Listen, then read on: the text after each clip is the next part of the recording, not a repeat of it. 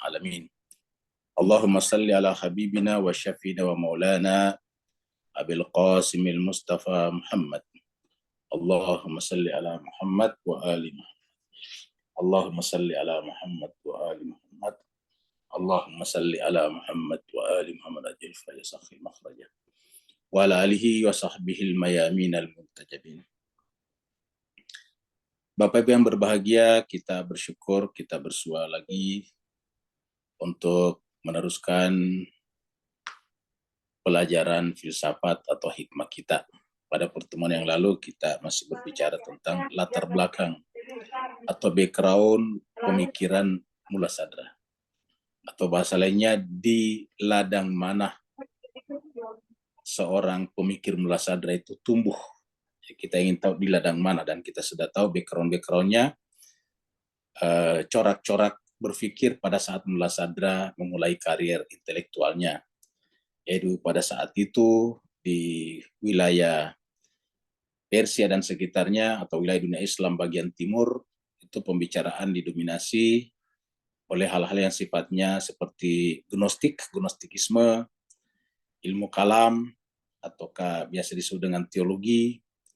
Kemudian juga bicara tentang filsafat Socrates, yaitu peripatetik, masyaiyah, dan juga filsafat cahaya, yang tokohnya adalah Sihabuddin Suhrawardi. Nah, jadi ini mempengaruhi para pemikir pada saat itu, para ulama pemikir pada saat itu. Jadi, dan tentu saja karena ada agama di sana, agama Samawi yaitu Islam, maka kemudian mau tidak mau berbicara juga tentang masalah-masalah fikih. Jadi kalau masalah-masalah fikih, usul fikih, kita sebut dengan masalah-masalah eksoterik. Karena berbicara tentang amalan-amalan ibadah seperti sholat, puasa, dan sebagainya. Jadi disebut dengan eksoterisme. Sedangkan berbicara tentang filsafat dan irfan, filsafat dan tasawuf, dan juga masalah-masalah teologi, ilmu kalam, ya kita sebut dengan masalah esoterik. Maka kemudian pada awal munculnya ada juga semacam gesekan bahkan ketegangan yang muncul antara penganut esoterisme dan eksoterisme. Tetapi karena yang memperkenalkan ilmu-ilmu esoterisme ini, filsafat, kemudian irfan, adalah juga ulama yang artinya bahwa dia sangat fasih juga dalam masalah-masalah eksoterik, maka kemudian ini bisa teratasi dengan baik nantinya. Walaupun pelan-pelan berevolusi. Apa sebabnya? Karena itu tadi, ujung-ujungnya ilmu-ilmu esoterik juga diajarkan di madrasah-madrasah, di hauza-hauza. Sehingga kemudian ini bisa diredam. Artinya gampang dibuat saling memahami. Jadi mutual understanding-nya itu gampang dilakukan. Kenapa? Karena ya ulama juga. Yang repot kan kalau di luar, ya orang luar. Tapi karena yang mendalami filsafat dan irfan adalah ulama juga, yang sangat fasih juga bicara tentang eksoterik, maka secara otomatis ini gampang sekali dijembatani, seperti itu. Akhirnya nantinya kemudian karena kita lihat para ulama esoterik ini adalah ulama eksoterik juga pada saat yang sama, ya kemudian dapat kita bayangkan siapa yang akan memenangkan dalam tanda petik pertarungan ini. Maka pertarungan ini dimenangkan oleh ulama eksoterik yang juga memperdalam hal-hal yang sifatnya esoterik. Ini nanti yang akan dimenangkan. Dan simbol kemenangan itu ada pada seorang ulama besar yang bernama Mula Sadra. Nah, inilah kita sampai di situ pembahasan kita minggu lalu. Mari kita masuk ke screen.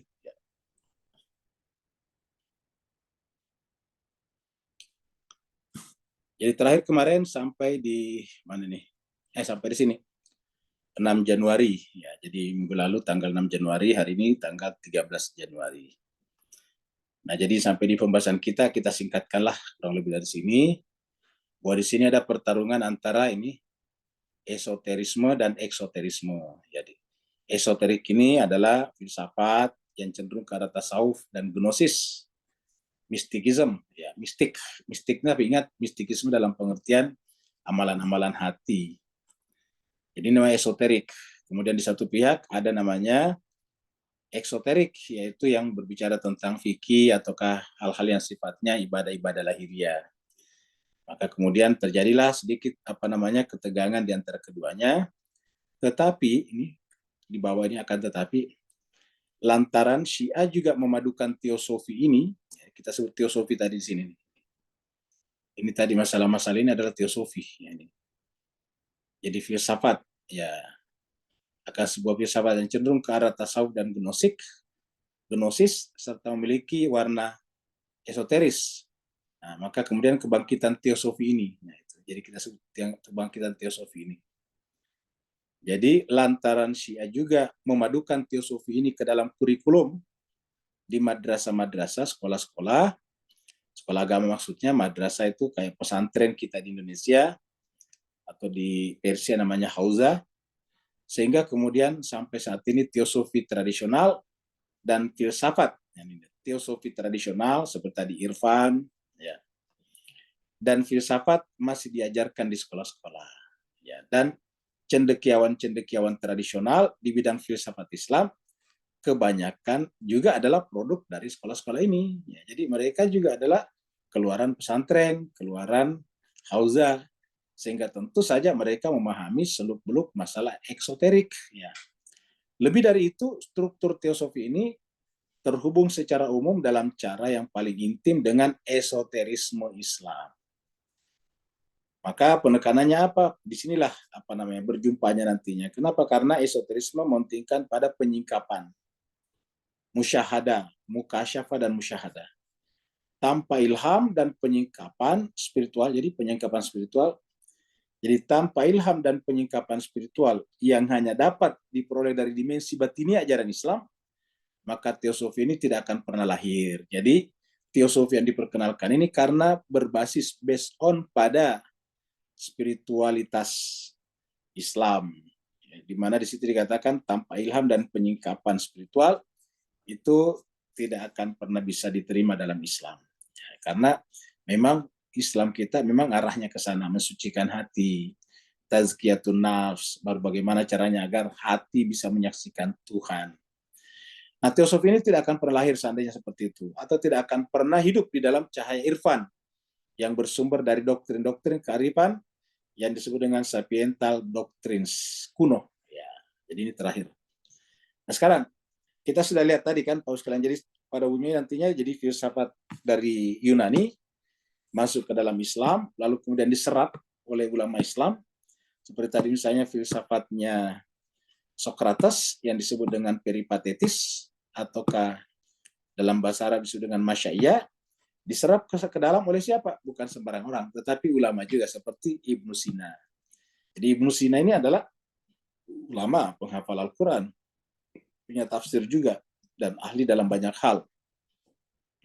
Nah, sehingga ketika yang memperkenalkan filsafat Yunani adalah Ibnu Sina, tentu orang akan kesulitan untuk mencari kelemahannya seperti itu. Orang yang menyerang nanti Ibnu Sina, ya setelah Ibnu Sina meninggal, seperti misalnya serangan Al-Ghazali kepada Ibnu Sina dengan bukunya yang berjudul Tahafut Al-Falasifah. Jadi itu setelah Ibnu Sina meninggal, yang artinya Ibnu Sina tidak bisa memberikan argumentasi, tidak bisa memberikan sanggahan. Nah, sehingga kemudian yang menyangka kemudian siapa? Ya ulama lain yang datang belakangan, yang bersepakat atau sependapat dengan filsafat atau yang dibawa oleh Ibnu Sina. Contohnya misalnya di Persia, di Cordova, lahir ulama besar namanya Ibnu Rushd. Ibnu Rushd ini adalah juga ulama besar. Kenapa? Karena dia bahkan qadhi, dia adalah hakim di Cordova pada saat itu. Bukunya yang terkenal adalah Bidayatul Mujtahid, 2 jilid.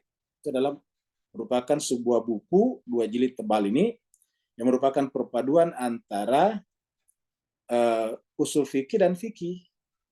Ya, ulama-ulama lain itu memisahkan usul fikihnya beda, fikihnya beda. Seperti misalnya Imam Syafi'i, usul fikihnya Ar-Risalah, fikihnya Al-Um, itu berbeda. Nah, tetapi oleh Ibnu Rushd ini disatukan menjadi menjadi sebuah buku namanya Bidayatul Mujtahid. Jadi di sana adalah perpaduan antara usul fikih dan fikih. Nah, karena Ibnu Rushd ini adalah ulama, lalu kemudian muncul dengan membela Ibnu Sina, ya, Ibnu Sina ini kita sebut dari timur Islam, sedangkan Ibnu Rus dari Islam Barat karena di Cordova. Kalau Ibnu Sina tadi dari Persia, kita sebut dengan timur. Maka kemudian hidup lagi kembali diskusi tentang peripatetisme, ya seperti itu. Nah nanti pada ujung-ujungnya adalah lahir banyak pembela-pembela daripada peripatetis itu. Nah jadi seperti itulah yang terjadi pada saat itu. Sehingga kemudian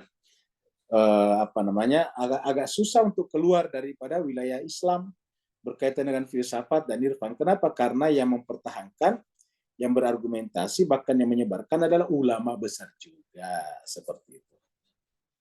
Nah, kita masuk jadi pada abad ke-10 atau ke-16 ya. Ke-10 Hijriah, ke-16 Masehi, di dalam pusat, ingat kalau ke-10 kan berarti sekitar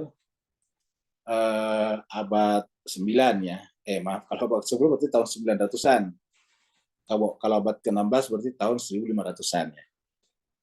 Di dalam pusat atmosfer baru para pengikut Syiah di Persia. Jadi di dalam pusat atmosfer baru para pengikut Syiah di Persia, rentetan para filosof dan teosof terkemuka muncul. Jadi muncul artinya silih berganti datang. Rentetan itu artinya silih berganti datang. Para filosof, para teosof pada muncul ya, yang terkemuka. Yang beberapa di antara mereka merupakan guru Mullah Sadra. Nanti ini adalah menjadi gurunya Mullah Sadra. Kan Mullah Sadra kita sebut ini belakangan ya. Karena kita bicara dulu background. Background artinya taman di mana Mullah Sadra tumbuh. Ya. Lingkungan intelektual spiritual di mana Mullah Sadra tumbuh. Ya. Nah maka disitulah Mullah Sadra nanti muncul. Sehingga otomatis dari ulama-ulama yang kita bicarakan tadinya ini pasti ada yang menjadi gurunya Mullah Sadra. Ya. Sampai saat ini beberapa di antara tokoh-tokoh terkenal ini belum dipelajari sebagaimana mestinya. Jadi sampai saat ini kata Said Hussein Nasr, karena yang menulis ini adalah Said Hussein Nasr ya. Jadi sampai saat ini beberapa di antara tokoh-tokoh terkenal ini belum dipelajari sebagaimana mestinya. Akan tetapi beberapa di antaranya seperti Mirdamat. Ya. Jadi ada beberapa yang sudah dibahas sekarang, yaitu di antaranya adalah Mirdamat. Kemudian Mir Findiriski. Jadi kalau Mir ini Jemaah Sekalian Berbahagia ini adalah biasanya ibunya dari keturunan Fatimah Zahra, ayahnya bukan. Kalau Said kan berarti ayahnya atau bisa juga ayah dan ibunya. Seperti itu. Kalau Mir ini adalah biasanya dari pihak ibu. Jadi Mir Damat, Mir Findiriski, Syekh Bahauddin Amili, dan Said Ahmad Alawi sudah sangat dikenal di Timur. Meskipun kebanyakan dari karya mereka belum dikaji semuanya. Jadi Bapak sekalian yang membuat juga ini gampang sekali tersebar karena banyak sekali dari para sahabat itu, Sayyid itu yang memperkenalkan. Ya walaupun kita katakan Mirdamat ini bukan Sayyid, tetapi dia kan dari pihak ibu adalah Sayyid kira-kira, ataukah Syarifah misalnya. Jadi Mirdamat, Mirfindiriski. Dari 4 nama yang disebutkan ini yang bukan Sayyid atau yang bukan Zuriat ada cuma Syekh Bahauddin Amili saja. Ya. Nah, sedangkan ini juga Said Ahmad Alawi. Jadi saya kira itu yang membuat gampang sekali diterima. Nah, intinya juga sekalian dari 4 guru ini, salah satu di antara Syekh Bahauddin Amili. Kalau Bapak Ibu pergi ke Mashhad, itu ada kuburannya di dalam di haramnya Imam Ridho Bahauddin Amili ini. Ini adalah seorang arsitek ini.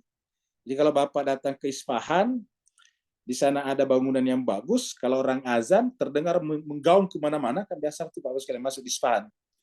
Kalau kita dibawa kubaya tinggi itu, kemudian kita azan berteriaklah, maka teriakannya terdengar kemana-mana. Padahal saat itu kan belum ada speaker, makanya terdengar. Jadi kalau orang azan di situ terdengar, imamnya nanti di situ ataukah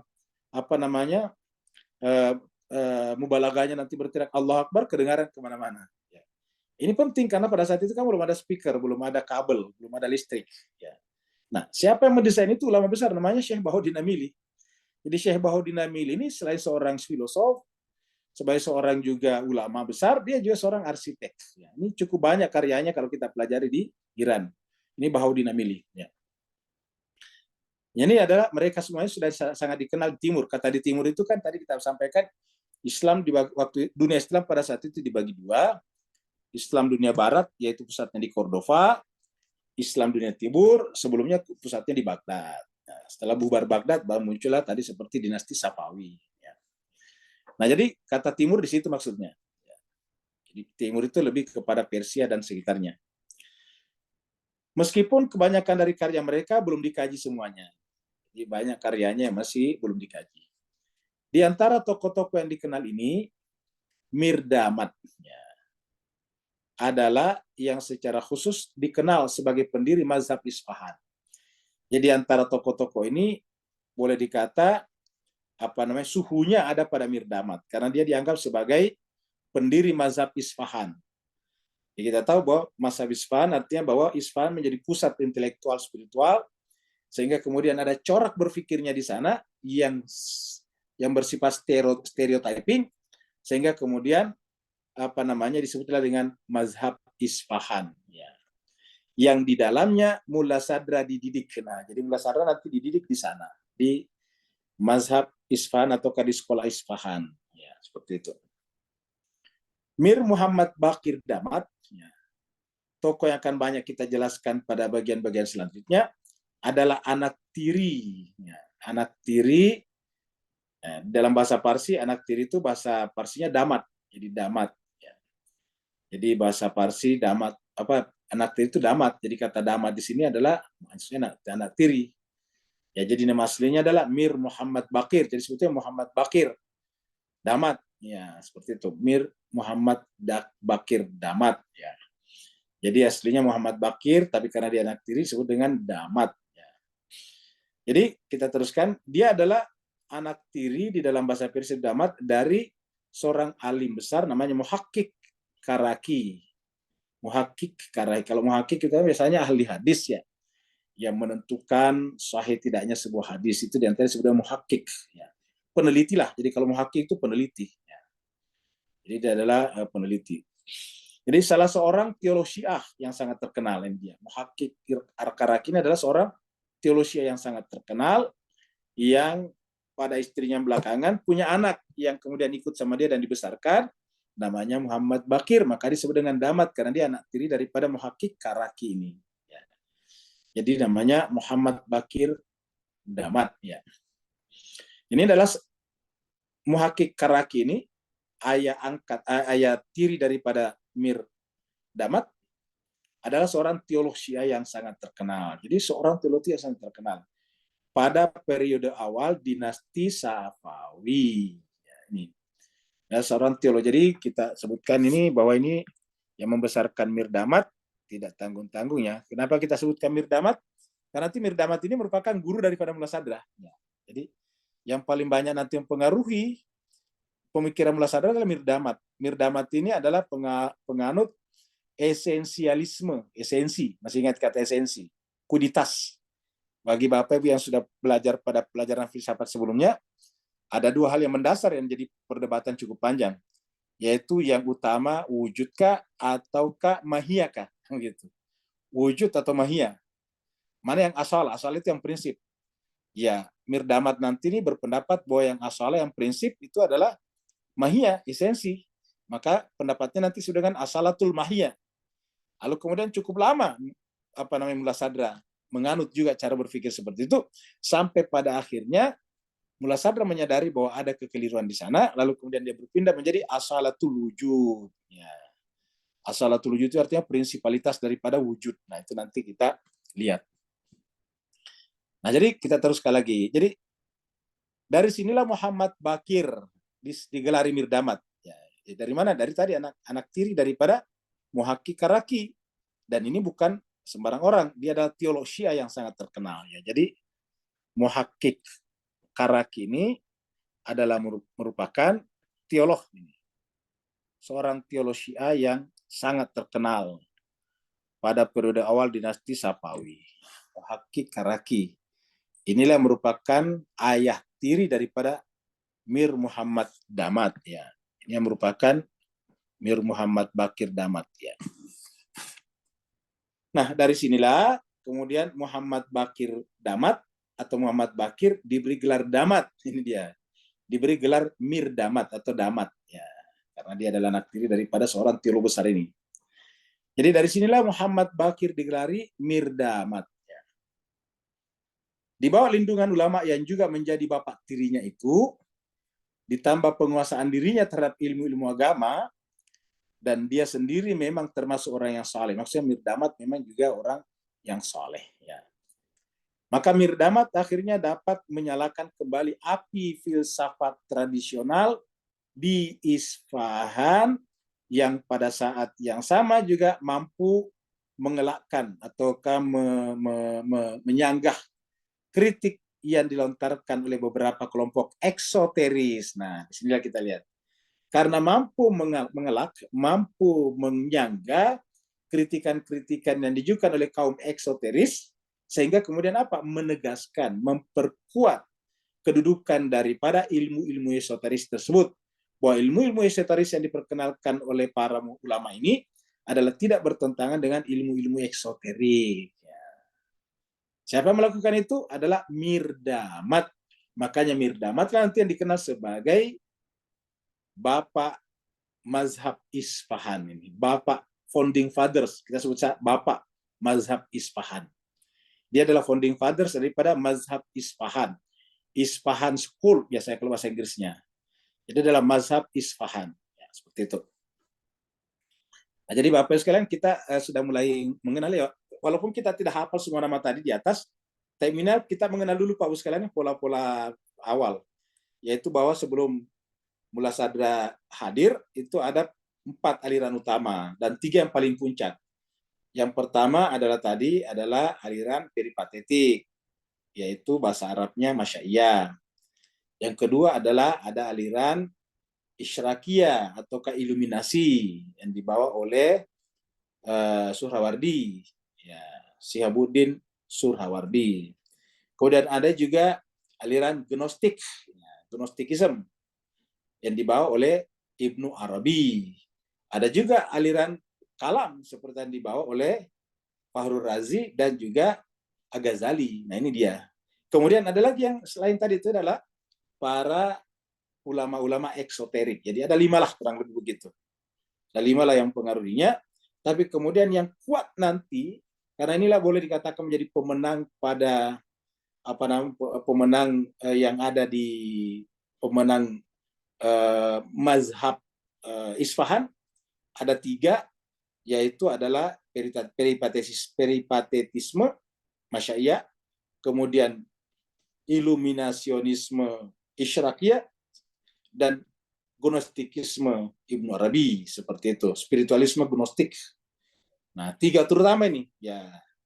Makanya nanti di Said yang menulis buku ini juga kemudian menulis buku namanya Three Muslim Saga, Three Muslim Sage, di mana 3 orang ini ataukah 3 pemikiran ini dianggap sebagai fondasi penting tempat berdirinya filsafat hikmah Mullah Sadra, yaitu Ibnu Sina dengan peripatetismenya, kemudian Ibnu Arabi dengan gnostikismenya, dan Suhrawardi dengan Isyraqi ataukah dengan iluminasionismenya. Jadi 3 inilah kata Hussein Nasr, Syed Hussein Nasr yang kita juga gunakan bukunya ini.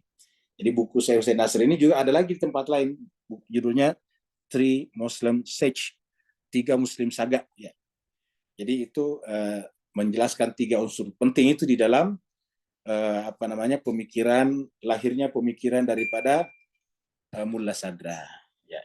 Jadi kita teruskan lagi. Dari sinilah Muhammad Bakir digelari Mir Damat. Ya, saya kira sudah kelar Pak ya. Jadi dari sinilah Mir Damat. Dan di antara tokoh-tokoh tadi ada satu yang sangat terkenal, yang merupakan pemikir besar yang lahir dari seorang juga muhakkik besar, yaitu Muhakkik Karaki, yaitu anak tirinya sendiri yang bernama Mir Muhammad Bakir Damat. Dan ini nanti menjadi guru yang paling penting bagi Mullah Sadra.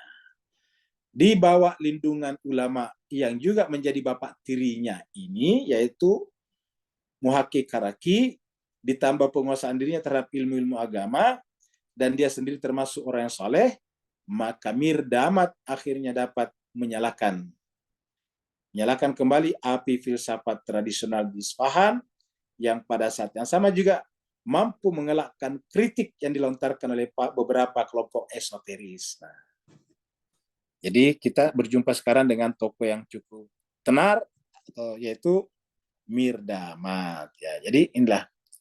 Jadi kita mulai dari sini nih ya. Ya. Di bawah lindungan ulama yang juga menjadi bapak tirinya, ditambah penguasaan dirinya terhadap ilmu-ilmu agama, dan dia sendiri termasuk orang yang saleh, maka Mirdamat akhirnya dapat ya, menyalakan kembali api filsafat tradisional di Isfahan yang pada saat yang sama juga mampu menolak gagasan-gagasan keberatan yang dilakukan atau yang dilontarkan oleh beberapa kelompok eksoteris. Nah, gitu. Saya kira ini kata kuncinya di sini. Di bawah ulama yang juga menjadi bapak tirinya ini yaitu Muhakkik Karaki, ditambah juga penguasaan dirinya maksudnya memang kapasitas pribadinya Mirdamat terhadap ilmu agama, dan dia juga termasuk orang yang saleh, maka Mirdamat akhirnya dapat menyalakan kembali api filsafat tradisional di Isfahan, yang pada saat yang sama juga mampu mengelakkan kritik yang dilontarkan oleh beberapa kelompok eksoteris.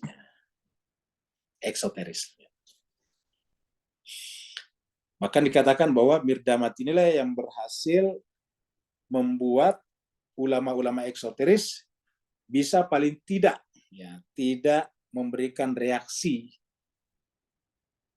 cukup keras terhadap ilmu-ilmu esoterik.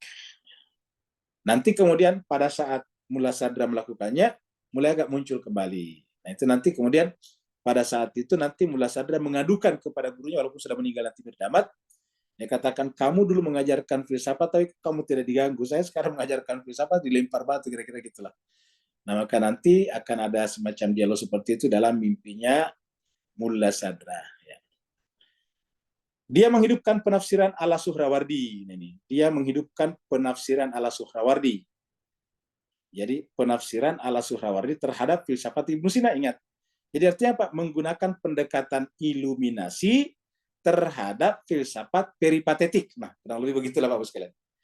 Jadi Mirdamat menghidupkan cara berpikir atau model berpikir Suhrawardian terhadap filsafat Ibnu Sina. Ya, jadi menggunakan pendekatan isyraki terhadap filsafat Masya'i. Nah, begitulah. Yang dengan tema ini dia kemudian menulis banyak buku dan juga mengajarkannya kepada generasi pelajar di Isfahan. Di antaranya adalah Mullah Sadra. Nah, jadi sinilah kita ketemu. Ya. Di antaranya adalah Mullah Sadra. Di antaranya adalah Mullah Sadra. Jadi Mirdamat nanti mengajarkan ini kepada pelajar-pelajar yang ada di Isfahan, sehingga membentuk satu komunitas besar baru di Isfahan yang punya cara berpikir yang nyaris sama, maka disebutlah dengan Mazhab Isfahan, karenanya Mirdamat disebut sebagai atau dikenal sebagai pendiri atau founding fathers daripada Mazhab Isfahan atau Isfahan School. Ya, seperti itu. Ya. Ketika Mullah Sadra datang ke Isfahan, waktu untuk belajar. Ketika Mullah Sadra muda, kan ingat jemaah sekalian, aslinya Mullah Sadra kan bukan di Isfahan, tetapi di Shiraz. Makanya kan Shirazi dia. Ya. Sadruddin Shirazi, karena dia orang Shiraz. Ya. Jadi kita ulangi bahwa Sadra itu lahirnya di Shiraz. Orang tuanya itu termasuk pejabat di Shiraz. Ya. Orang penting di Shiraz lah. Makanya karena bapaknya orang tuanya orang penting di Shiraz, masalah pendidikannya itu tidak begitu susah karena dia orang berada. Apalagi menurut informasi Mullah Sadra ini adalah anak satu-satu daripada orang tuanya, ayah ibunya. Maka dia benar-benar dididik dengan baik. Maka kemudian dia dari awal sudah menjadi terdidik. Jadi walaupun dia berada dalam keluarga yang berada, keluarga pejabat, keluarga ningrat, tetapi dia termasuk orang yang well educated. Jadi terdidik dengan baik dari awal. Nah, kemudian ketika mendengarkan kalau Isfahan itu berkembang menjadi pusat intelektual baru, maka Mullah Sadra mulai setelah semua ilmu-ilmu yang ada di Shiraz dia kuasai, dia ingin datang ke Isfahan karena mendengarkan Isfahan itu lebih advance daripada di Shiraz. Ya, jadi artinya terjadi perpindahan pusat intelektual dari Shiraz menuju kepada Isfahan. Seperti itu. Nah, sehingga ketika Mullah Sadra muda ini datang ke Isfahan, dia memasuki sebuah lingkungan di mana ilmu-ilmu intelektual dapat dengan mudah dipelajari berdampingan dengan ilmu-ilmu yang diriwayatkan, ilmu-ilmu riwayat namanya, atau ilmu-ilmu agama, atau biasa disebut dengan ilmu nakli, al-ulum an-nakliyah. Jadi di sini kita lihat ada pertemuan yang sangat apik, pertemuan yang sangat indah, pertemuan yang sempurna, perfect antara ilmu-ilmu nakli dengan ilmu-ilmu akli. Nah, inilah jemaah sekalian. Jadi tidak terjadi gap, tidak terjadi dikotomi, tidak terjadi pemisahan antara ilmu-ilmu akliyah dan ilmu-ilmu nakliyah. Jadi ada dua ilmu yang perlu kita satukan di sini Pak sekalian. Ini yang bisa menjadi rahasia kemajuan umat Islam, yaitu mempertemukan antara ilmu ini, ilmu akliyah, ini akliyah, dan ilmu nakliyah, nakliyah. Ya, nakliyah ini. Al-ulum an-nakliyah, lawannya sebelahnya adalah al-ulum al-akliyah, seperti ini. Ya. Jadi ilmu-ilmu intelektual ini adalah al-ulum al-akliyah, ini al-ulum al-akliyah ini bahasa aslinya.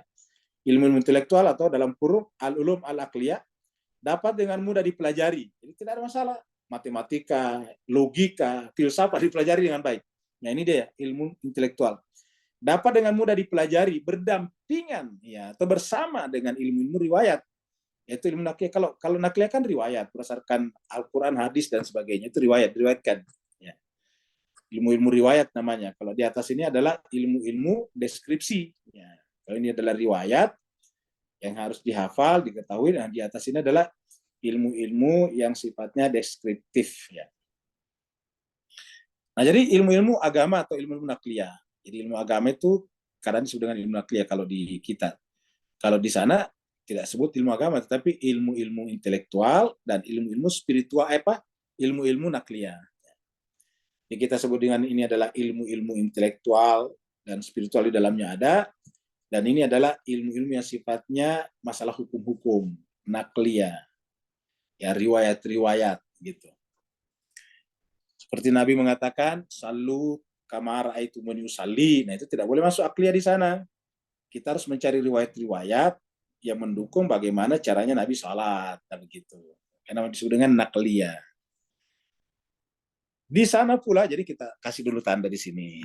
Jadi ini penting kita kasih tanda, yaitu ilmu-ilmu intelektual dan ilmu-ilmu nakliyah. Jadi kita lihat ini. Ini adalah terjemahan daripada al-ulum al-aqliyah dan ini adalah al-ulum an-naqliyah. Jadi Bapak sekalian kita berenung sejenak sini, berhenti sejenak di sini, bahwa di dalam kemajuan Islam itu ada dua hal yang tidak bisa dipisahkan, yaitu ilmu-ilmu akal dan ilmu-ilmu nakal. Ilmu akliyah dan ilmu nakliyah. Al-ulum al-akliyah dan al-ulum an-nakliyah. Seperti itu. Kalau dipisahkan dia pincang, ya, dipincang. Ya. Kalau misalnya hanya mempelajari ilmu nakliyah, ilmu akliyah, itu nanti cenderung agak arugan dengan ilmunya juga. Gitu. Sedangkan kalau dia hanya ilmu nakliyah, cenderung bersifat fatalistik terhadap dunia, terhadap kejadian-kejadian atau terhadap nasib umat. Ya, dia hanya bertengkar masalah-masalah hadis sahih atau tidak sahih, seperti itu. Nah, sehingga memang sempurnanya kafahnya itu adalah memadukan kedua-duanya. Ya. Al-ilmu al-aqliyah dan al-ilmu an-naqliyah.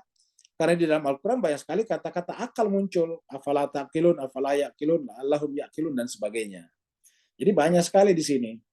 Pada saat yang sama di dalam Al-Quran juga banyak kata akimis sholata, liduluki syam, dan seterusnya. Dalam Al-Quran dikatakan kutiba alaikumussyam. Nah, itu berkaitan tadi dengan ilmu-ilmu riwayat itu. Diriwayatkan. Kalau kita bertanya bagaimana cara puasanya Nabi, itu riwayat. Ya. Ketika dikatakan ya ayyuhalladzina amanu kutiba alaikumussyam kama kutiba alladzina min qablikum la'allakum tattaqun, itu bertanya gimana Nabi berpuasa, nah gitulah. Maka butuhlah riwayat-riwayat. Nabi mengatakan, Al-Qur'an mengatakan hajjul bait man istata'a ilaihi sabila. Nah, tentu butuh riwayat. bagaimana Nabi berhaji. Nah, kamu gitu. Nah, lahirlah riwayat-riwayat yang menjelaskan itu. Jadi, ilmu-ilmu riwayat adalah ulumun nakliyah, al-ulum al-nakliyah, sedangkan yang berkaitan dengan masalah-masalah pemikiran dan hati spiritual disebut dengan ilmu nakliyah. Di sana pula pada kenyataannya terdapat banyak tokoh yang ahli di kedua bidang ilmu tersebut. Nah, kita lihat. Jadi di Isfahan itu banyak tokoh, artinya tokoh ulama menguasai dua-duanya. Jadi berhasil memadukan, berhasil mensintesakan, berhasil menjadikannya sebagai kafah, sebagai sesuatu yang holistik, ya, bersifat menyeluruh, menjadi all in one. Ya. Jadi di sana pula pada kenyataannya terdapat banyak tokoh yang ahli di kedua bidang ilmu tersebut. Ya. Hal ini terutama berkat tadi Mirdamat. Jadi kita ketemu lagi di sini Mirdamat tadi di atas ini ya. Kita ketemu lagi Mirdamat di sini tadinya mana? Ini Mirdamat ya. Jadi kita ketemu lagi di sini Mirdamat ya, ini Mirdamat ya. Ini kita ketemu lagi dengan Mirdamat di sini. Jadi Mirdamatlah yang berhasil apa ya? Mensintesakan, yang berhasil memadukan secara sempurna antara ilmu-ilmu akal dan ilmu-ilmu nakal. Al-ulum al-aqliyah dan al-ulum an-naqliyah. Seperti itu. Makanya disinilah peran besar Mirdamat. Maka Mirdamat ini besar, termasuk ulama besar, termasuk pemikir besar. Karena dia bisa membuat mazhab Isfahan sedemikian maju dan luar biasanya. Jadi hal ini terutama berkat Mirdamat, tetapi tokoh lain juga sangat terkenal di era ini. Jadi artinya bukan cuma ini, tapi yang terkemuka, ya, yang paling terkemuka adalah Mirdamat. Nah nanti ada muncul level kedua seperti tadi yang kita bicarakan di atas, Mir Findiriski, ya, kemudian Syekh Bahauddin Amili, dan juga Said siapa tadi, Ali Al-Alawi siapa tadi di atas. Jadi seperti itu. Jadi kita lihat tadi di atas itu ada ilmuwan-ilmuwan seperti itu muncul pada zamannya ini ya. Mirdamat, Mir Spindiriski, Syekh Bahauddin Amili dan Said Ahmad ya, Ahmad Alawi. Ya, seperti inilah. Jadi ini adalah tokoh-tokoh utama pada zamannya ya. Tapi yang terkemuka di sini adalah tentu Mirdamat ya. Jadi ini adalah semuanya terkemuka, tetapi boleh dikata itu suhunya adalah Mirdamat dalam membentuk sebuah corak pemikiran bersama di Isfahan yang disebut dengan School of Isfahan ataukah Mazhab Isfahan. Jadi selain Mirdamat ada Mir Findiriski, Syekh Bahauddin Amili dan Said Ahmad Alawi di sini. Jadi Findiriski, Bahauddin Amili dan juga Said Ahmad Alawi tadinya. Juga berbagi kehormatan di sini. Maksudnya dia juga ikut perang yang cukup besar di sana. Ya. Jadi tiga ini tokoh, tetapi puncaknya di sini. Ya. Kota Isfahan di masa Mullah Sadra, dan ingat bahwa Bapak Ibu-Ibu yang belum pernah ke Iran, Isfahan itu kota yang sangat indah sampai sekarang. Ya. Bahkan ada yang mengatakan bahwa Isfahan itu adalah separuh daripada dunia. Katanya kalau orang sudah keliling dunia tapi belum ke Isfahan, berarti belum pergi ke separuh daripada dunia. Gitu.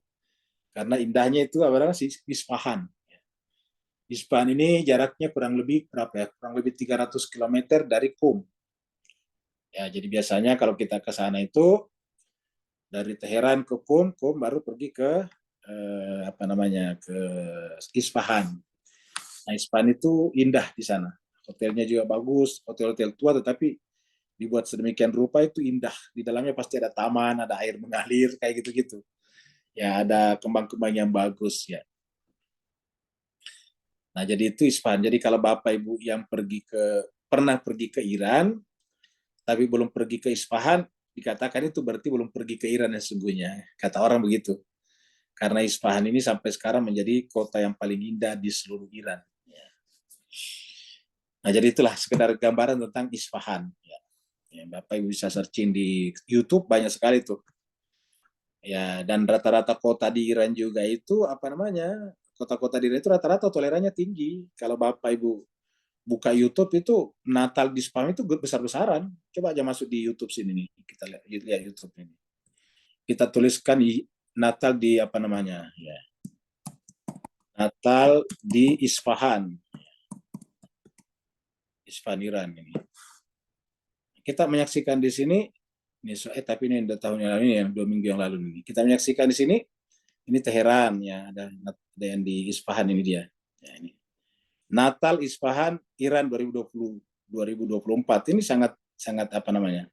Ini juga Isfahan juga ini kan begitu jemaah sekalian. Jadi banyak kalau kita saksikan ya, seperti ini. Nah, jadi ini adalah contoh daripada yang kita mulai dari sini. Ini adalah suasana Natal di Isfahan. Jadi Isfahan itu negara Muslim. Ingat pusat intelektual spiritual tadinya, tapi lihatlah toleran sekali.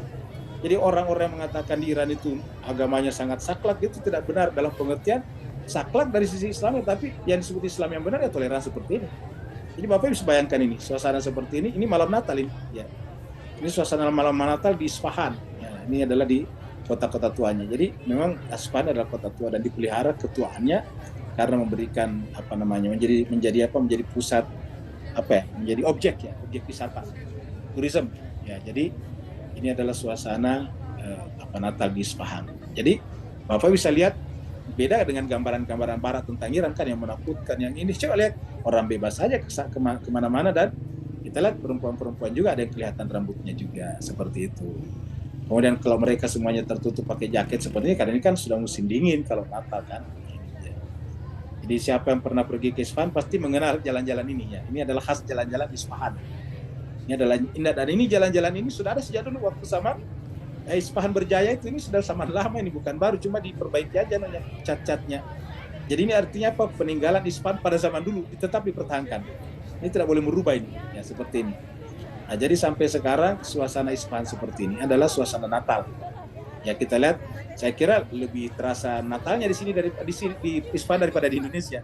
Bayangkan ini pohon-pohon dihias dengan apa namanya? Dengan lampu-lampu Natal, kemudian itu di toko-toko di pinggir itu aksesoris Natal itu banyak dijual seperti itu. Ya. Dan nanti mereka semuanya datang menuju ke satu tempat yaitu gereja yang di depan sana. Ini gereja nih. Di Bapak kalau perhatikan di depan sana, ini gereja ya, di depan sana tuh. Ini gereja ini. Ini gereja nih, bukan masjid. Ini adalah gereja. Di atas ini ada tandanya. Nah, jadi beginilah jemaah sekalian serbahagia. Jadi jangan kita bayangkan Iran itu wah sampai tidak boleh agama yang berkembang. Ini jelas jauh lebih ramai Natalnya orang di Iran daripada kita di Indonesia seperti itu. Kenapa? Kalau di Iran kan tidak ada yang memfatwakan bahwa mengucapkan Natal itu sama dengan kafir. Kalau di kita kan ada berpendapat seperti itu. Mengucapkan Natal itu kafir. Siapa yang mengucapkan Natal berarti bagian dari itu di atas anunya tuh. Salibnya tidak di atas ini, salib. Ini salibnya di atas ya. Ini adalah gereja. Dan ini di Isfahan seperti itu. Jadi jangan karena di lengkungan-lengkungan Anda mengatakan ini adalah masjid, bukan, ini gereja di atas. Ya. Nah, jadi seperti itulah jemaah sekalian. Ini hanya sekedar informasi saja ya, kita pindah lagi. Supaya mengingatkan kita bahwa Isfahan yang dulu itu masih bertahan sampai sekarang. Ya, masih artinya pengaturan-pengaturannya dulu seperti itu. Dan Bapak bisa bayangkan ini terjadi pada abad keberapa tadi? Abad ke-9 tadi kan? Ini kan tadi kita bicara abad ke-9, mana tadi di atas nih? Abad ke-10. Berarti tahun 900-an Masehi atau ke-16 berarti tahun 1500-an. Isfahan sudah seperti itu tadinya. Jadi sudah sangat maju pada saat itu jemaah sekalian ya. Nah, jadi kesimpulannya kita sampai kepada mazhab Isfahan. Yang tokoh utamanya yang di puncak adalah Mir Damad, baru di berikutnya ada Mir Fidirizki, ada Syekh Bahauddin Amili yang ulama, filosof, ahli irfan, dan pada saat yang sama adalah seorang arsitek yang terkenal. Syekh Bahauddin Amili yang kuburannya, makamnya juga ada di dalam masjid ataukah di haram Imam Ridha di Mashhad. Juga berbagi kehormatan di sini. Kota Isfahan di masa Mullah Sadra dan juga sebagian besar kota Shiraz serta beberapa daerah lain di Persia. Kalau Bapak sekalian Shiraz ini, kalau Bapak Ibu menyaksikan peninggalan istana tertua di dunia yang besar sekali, yang merupakan pusatnya kerajaan Persia dulu, dinasti Persia dulu, itu di Shiraz. Di sana ada namanya Istana Persepolis. Jadi kalau Persepolis itu di Shiraz, ya, itu di Shiraz tempatnya. Jadi kalau Bapak Ibu pergi ke Iran dan ingin menyaksikan peninggalan peninggalan lama daripada Persia, jauh sebelum majunya misalnya Yunani. Nah, maka di sana sudah ada namanya Persepolis. Ya, dari Persepolis itu nantinya dihancurkan oleh Alexander the Great, lalu kemudian mengambil menduplikasi Persepolis menjadi Arkopolis. Nah, itu jadi kalau di Yunani itu Arkopolis itu adalah di copy paste dari Persepolis. Ya, polis itu kan istana ya. Persepolis dari kata Peles ya. Persepolis di copy paste menjadi Arkopolis di Yunani. Seperti itu jemaah sekalian. Jadi Shiraz ini adalah pusat peradaban lama. Jadi kalau ingin ke Iran dan menyaksikan paling banyak orang luar, turis luar dari berbagai negara itu di Shiraz ya, karena di sana adalah pusat Persia lama. Waktu Reza Pahlavi membuat acara peringatan ulang tahun 2.500 tahun kerajaan Persia, itu pusatnya di Shiraz, di Persepolis itu. Nah, jadi kalau Bapak Ibu sekalian punya videonya atau menonton, ketika Reza Pahlavi tahun 75, 4 tahun sebelum dia jatuh, seperti yang kita bicarakan di Tadabbur juga, itu dilakukannya atau dipusatkannya di Persepolis itu, di Istana Persepolis. Itu yang dirubah jadi pusat peringatan 2.500 tahun kelahiran daripada dinasti yang ada di Iran atau Persia, seperti itu. Nah, jadi ini adalah Shiraz. Ya, jadi Shiraz itu kotanya beda. Jadi kota Isfahan di masa Mullah Sadra dan juga sebagian besar kota Shiraz itu beserta beberapa daerah lain di Persia sampai saat ini masih menyediakan pendidikan tradisional. Ingat ini. Jadi di Shiraz yang begitu terkenal dengan pusat wisatanya, makanya kalau Bapak sekalian ingin membawa anaknya sekolah internasional di Iran, biasanya rata-rata di Shiraz. Jadi international class itu kebanyakan di Shiraz. Contoh misalnya mau ingin masuk fakultas kedokteran, tetapi bahasanya bahasa Inggris. Nah, itu adanya di Shiraz. Ya, seperti itu. Jadi apa saja kalau di Iran ingin anaknya masuk di fakultas yang berbahasa Inggris, itu di Shiraz. Ya, karena memang Shiraz itu dianggap sebagai pusat dunia luarnya Iran. Karena itu adalah tadi terlalu banyak sekali turis-turis dari luar, dari Jepang, dari Korea, dari Eropa, Amerika, itu banyakkan di Shiraz ini. Jadi kalau kita berkunjung ke Shiraz, kita akan menjumpai banyak sekali turis dari berbagai negara di sana. Karena di sini adalah letak daripada Istana Persepolis, walaupun istana itu sebetulnya sudah runtuh, tinggal kerangka-kerangkanya saja. Jadi kalau Bapak Ibu sekalian lihat di di YouTube bisa juga tulis di sini Istana Persepolis Iran ya, Shiraz. Persepolis ya, Shiraz Iran. Nah, kita lihat seperti ini. Nah, jadi Bapak sekalian bisa lihat seperti ini ya. Nah, ini adalah istananya ini. Ya, jadi Bapak Ibu bisa pastikan inilah istana sangat besar. Jadi Bapak bisa bayangkan ini. Luas begini nih. Ya, luas sekali seperti ini. Ya. Ini sampai ke mana-mana nih. Berapa hektar ini? Itu besarnya dulu. Tapi ini istana nanti dibakar oleh Alexander the Great. Bakar ini. Ya. Ini dari dekat sedikit ini. Dapat Bapak bisa bayangkan bagaimana besarnya istana ini pada zamannya. Makanya kalau orang melihat Persepolis baru pergi ke Arkopolis, itu Arkopolis kecil sekali dibanding dengan ini Persepolis. Yang tiangnya masih ada nih. Lihat pintu-pintunya ini semuanya ada. Nah, ini anti roboh karena nanti atap ini kan di atas tuh atap, sebelum di atap itu ada pelafon-pelafon yang terbuat dari kayu-kayu yang bagus. Nah, sehingga gampang terbakar. Jadi seperti itu. Jadi inilah kurang lebih Bapak sekalian informasi tentang Persepolis. Nah, kalau kita lihat lagi peringatannya. Peringatan kelahiran ya kerajaan Persia. 2.500 tahun. Ini kita lihat di sini. Nah, ini dia nih pada saat ini jemaah sekalian. Ini adalah kita saksikan ini ya. Ini pengeluarannya. Nah, kita lihat sini nih.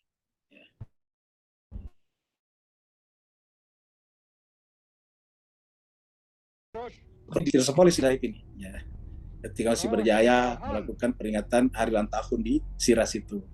Ya, kalau kita percepat ini, ya, kita lihat seperti ini tadi ini di sana. Nah, jadi inilah kurang lebih seperti ini. Ya, ini dia apa namanya istananya. Nah, ini diadakan di sana. Seperti itulah. Nah, jadi Bapak Ibu sekalian, itu kurang lebih gambaran supaya kita sendiri punya gambaran tentang apa yang kita bicarakan. Jadi ada Siras. Siras itu adalah pusat Persia lama. Kemudian nanti pusat intelektual pindah dari Siras pergi ke Isfahan. Isfahan nanti di sana dihidupkan oleh beberapa tokoh utama, tetapi yang menjadi founding fathers-nya adalah Mirdamat. Mirdamat ini ada maksudnya adalah Muhammad Bakir, anak daripada Muhakkik Karaki tadinya. Anak tiri maka disebut dengan Damat. Nah, bersama dengan koleganya atau para intelektual yang lain itu Mir Findirizki, Syekh Bahuddin Amili, juga berbagi kehormatan dalam menghidupkan mazhab atau School of Isfahan ini. Kota Isfahan di masa Mullah Sadra dan juga sebagian besar kota Shiraz serta beberapa daerah di Persia sampai saat ini masih menyediakan pendidikan tradisional. Jadi Shiraz walaupun sedemikian rupa tetap menyediakan pendidikan tradisional yang di dalam matriks kajian kesyiahan hikmah ilahi masih dapat diajarkan dan juga dikuasai. Hikmah ilahi itu ya apa namanya terutama karyanya Mullah Sadra.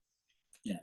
Kebanyakan dari guru-guru ilmu-ilmu ilahiyah ini berada di Isfahan, tetapi kota-kota lain tidak sepenuhnya kehilangan mereka. Jadi walaupun pusatnya di Isfahan, tetap ada di tempat lain termasuk Shiraz. Ya, jadi sama misalnya sekarang misalnya pusat keilmuan di Qom. Qom ini kan belakangan. Tetapi bukan berarti di tempat lain tidak ada, tetap ada juga Hauza yang terkenal di Isfahan, ada juga di Shiraz, ada juga di Mashhad seperti sekarang. Ada teman kita yang belajar ilmu-ilmu Islamnya di Mashhad misalnya, seperti itu. Dengan demikian, ketika kita melihat kembali latar belakang intelektual Mullah Sadra, kita menyaksikan 9 abad teologi. Nah, jadi ketika kita melihat kembali latar belakang intelektual Mullah Sadra, kita menyaksikan kembali abad teologi, filsafat, dan tasawuf Islam yang berkembang sebagai disiplin ilmu tersendiri sejak abad-abad pertama sejarah Islam. Nah, ini jelas sekalian, karena masih agak panjang ke bawah, nanti kita akhiri sampai di sini, nanti kita lanjutkan pada minggu depan. Intinya adalah bahwa kita sekarang sudah sampai pada mazhab Isfahan yang dimotori, yang ditokohi terutama oleh Mirdamat bersama dengan yang lain yaitu Findirizki dan Bahuddin Amili bersama tadi di atas Syed Ahmad Alawi. Nah, seperti itu tokoh-tokoh yang terkenal di sana. Yang sebelumnya di sana dirintis sebetulnya oleh oleh Muhakkik Karaki, tetapi tidak sepopuler setelah Mirdamat menjadi generasi pengganti daripada ayah tirinya. Jadi ayah tirinya tadi adalah Muhakkik Karaki. Setelah berlalu muncullah generasi baru yaitu Mirdamat bersama dengan ini. Dan disinilah nanti kemudian Mullah Sadra terbentuk, ya, tumbuh kemampuan intelektual spiritualnya, boleh dikatakan mengalami proses penyempurnaan, merekah dua kekuatan yang menyatu pada dirinya, yaitu ilmu-ilmu akliyah, al-ulum al-akliyah, dan ilmu-ilmu nakliyah atau al-ulum al-nakliyah. Seperti itu jelas sekalian. Jadi pembahasan kita hari ini sampai di sini. Ya, ini adalah tanggal 13 ya. Januari 24 ya. Yang mau bertanya dipersilakan. Assalamualaikum Ustaz.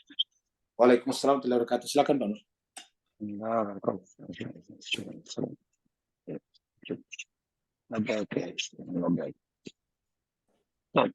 Sejak zaman Ibn Sina, kemudian pada Mirdamat, lalu muncul Mullah Sadra. Ya Allah, zaman kita pula, kalau kesinambungan pakar-pakar kedua al-ulum akliyah sama nakliyah, siapa Ustaz yang bangsa mempunyai kedudukan tertinggi sisi ilmuwan tadi Ustaz? Barakallahu fiikum.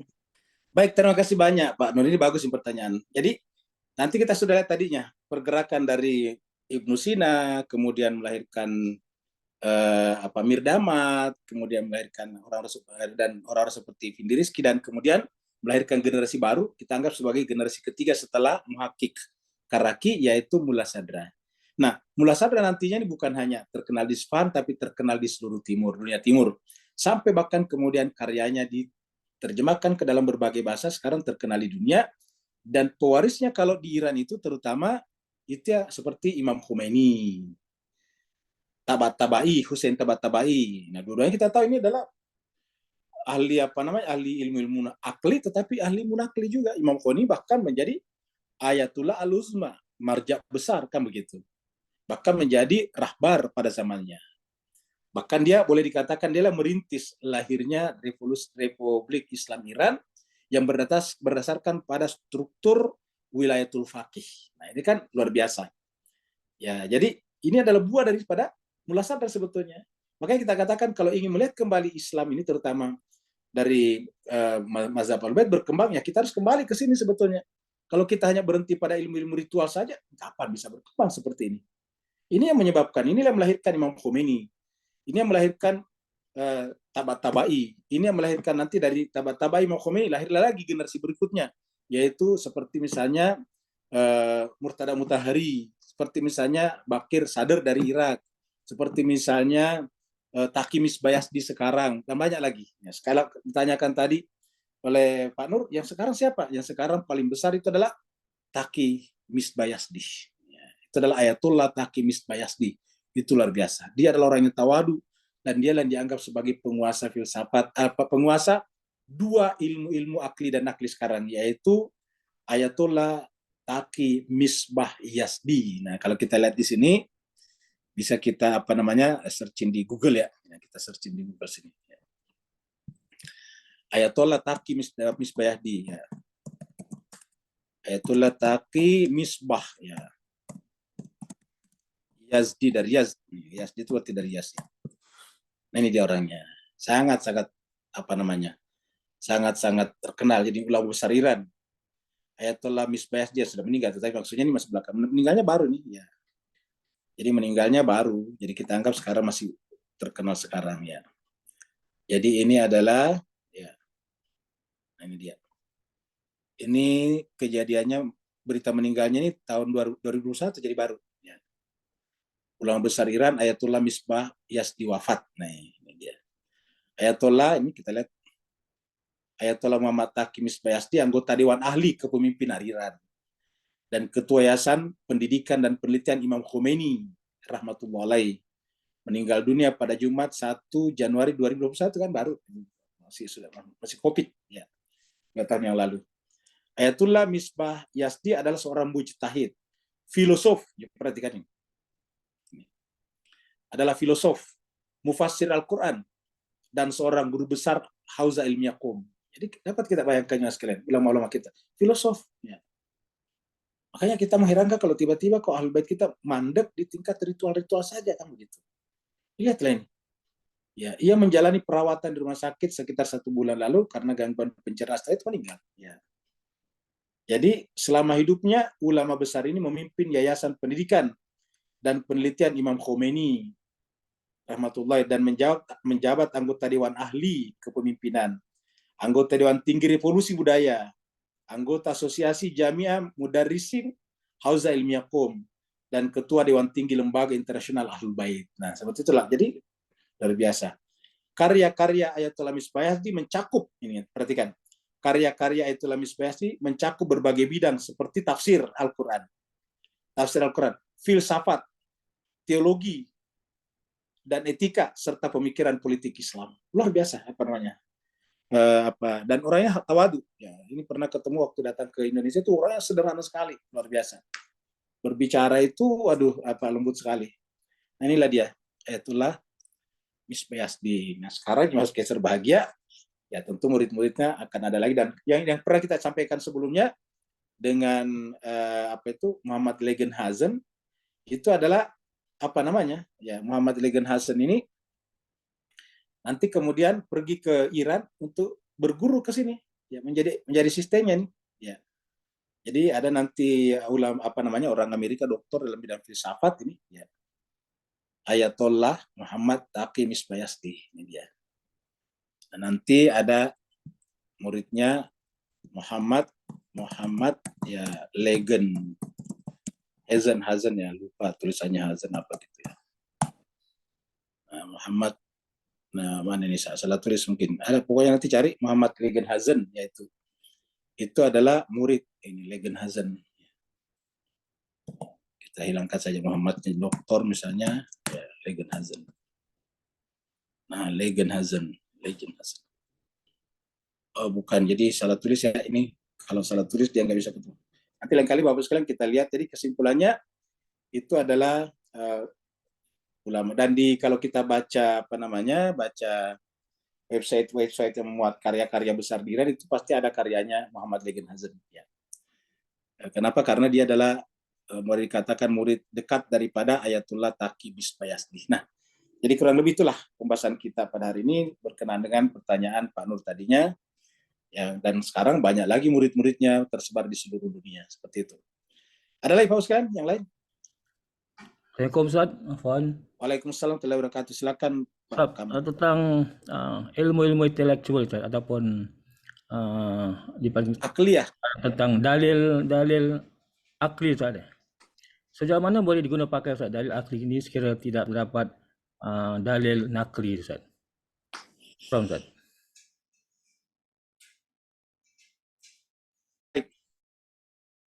Jemaah sekalian terbahagia, jadi memang ada kita yang harus menggunakan akliyah dan ada yang menggunakan nakliyah. Di mana nah? Kita tahu dalam Islam itu, terutama di Ahlul Bait itu, Islam itu dibagi dua. Ya, jadi Islam ini dibagi dua. Jadi Islam dibagi dua. Maksudnya itu ajaran ya, ajaran Islam dibagi dua. Yang pertama ada namanya usuluddin. Usuluddin. Jadi kalau bahasa Indonesia pakai esaswat. Ini kalau bahasa Inggris kan syak. Ini swat ya, usuluddin. Ya. Usuluddin. Yang kedua adalah furu'uddin. Ya, furu'uddin.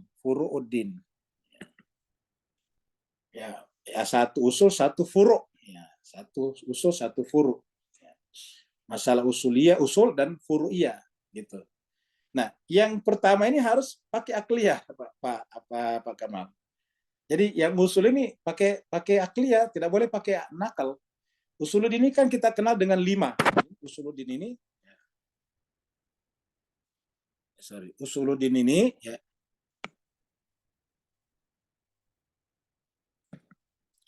ini ada 5. Pertama adalah tentang ketuhanan ilahiyah. Ya.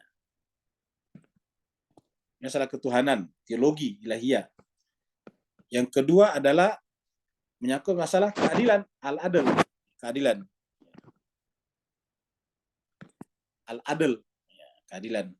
Yang ketiga, masalah nubuah, kenabian. Ya, kenabian. Yang keempat, baru masalah kemudian imamah. Imamah. Kemudian yang kelima adalah menyangkut masalah akhirat, al-ma'ad. Ini ma'ad. Ya. Akhirat. Nah, jadi jelas sebagai ma'ad ini bisa disebut dengan eskatologi kalau dalam bahasa filsafat. Nah, jadi 5 unsur ini, 5 prinsip ini sebut dengan 5 prinsip ini harus semuanya pakai akliyah. Ini semuanya ini ke bawah, ya. Ini harus pakai akliyah. Ya. Ini harus pakai akal. Akliyah. Ya. Tidak boleh pakai nakliyah di sini. Ya, gitu.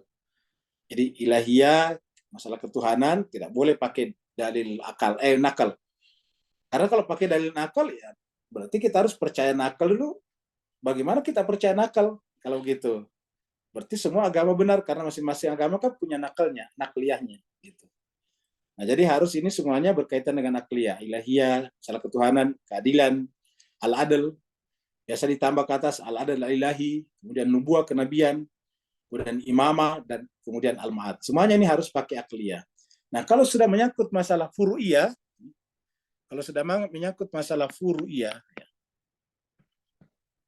furu'iyah ya, atau furu'uddin tadi, furu'iyah.